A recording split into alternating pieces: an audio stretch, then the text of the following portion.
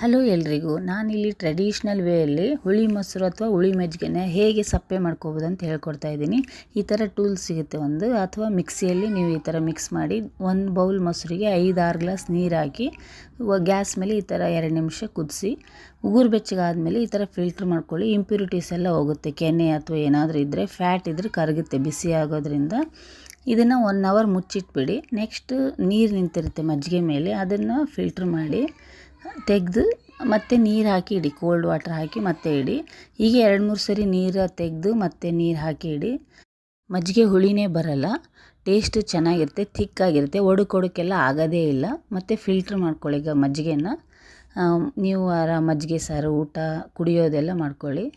ನನ್ನ ಚಾನಲ್ ಮೊದಲೇ ಟೈಮ್ ವೀಕ್ಷಿಸ್ತಿದ್ರೆ ಪ್ಲೀಸ್ ಸಬ್ಸ್ಕ್ರೈಬ್ ಮಾಡಿ, ಲೈಕ್ ಕೊಡಿ. Thank you all.